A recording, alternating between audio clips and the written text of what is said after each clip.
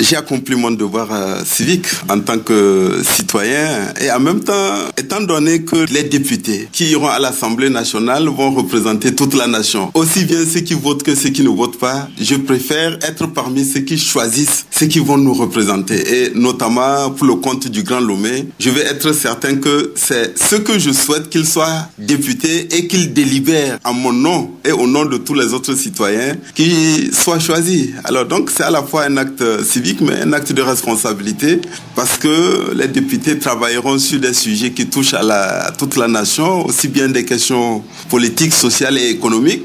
Ils contrôleront l'action du gouvernement. Alors je préfère avoir mon mot à dire plutôt que d'être simplement attentif et passif dans ce tournant important de notre vie politique. En tant que gouvernement, nous avons assuré et assumé nos responsabilités. La responsabilité d'abord de veiller à ce que les rendez-vous électoraux et les échéances démocratiques puissent être respectés. Ça fait déjà 6 mois que l'actuelle Assemblée nationale est en fin de mandat et il était important d'organiser de nouvelles élections législatives pour assurer le remplacement de l'Assemblée nationale actuelle. Et cela s'est fait dans le respect d'une feuille de route qui a été adoptée par la conférence des chefs d'État et de gouvernement.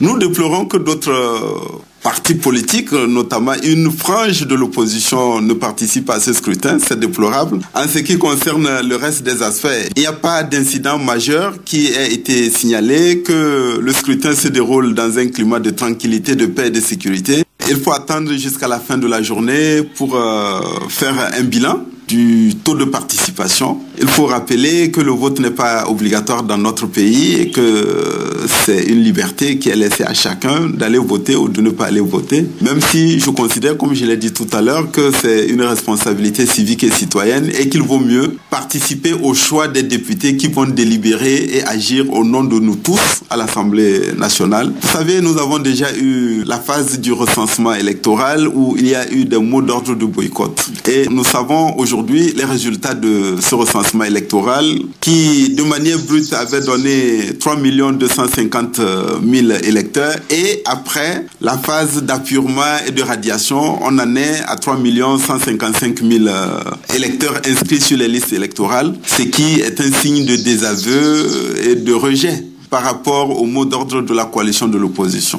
Alors, nous connaissons aussi le taux de participation dans les scrutins électoraux dans les pays de la sous-région. On peut, de manière générale, constater qu'il y a une sorte de désengagement, de désaffection et de désintérêt des citoyens par rapport aux consultations électorales. Qu'est-ce qu'il en serait pour notre pays à la fin de la journée? Je n'en sais rien. Mais quel que soit le taux de participation à ce scrutin, sa validité ne peut jamais être remise en cause. Il faut savoir qu'il y ait 5% de taux de participation, 10%, 50%, 60% ou plus, c'est la même validité du point de vue juridique. Naturellement, il faudra en tirer toutes les conséquences et tous les enseignements de ce scrutin et en définitive poursuivre avec une politique d'apaisement et de décrispation de la vie socio-politique et en même temps avec les efforts pour que les citoyens qui ont pu avoir des raisons d'être frustrés jusqu'aujourd'hui aient également des raisons de retrouver la confiance et la foi dans l'État et dans sa capacité à répondre aux attentes de nos concitoyens, non seulement sur le plan politique mais surtout sur le plan économique et social.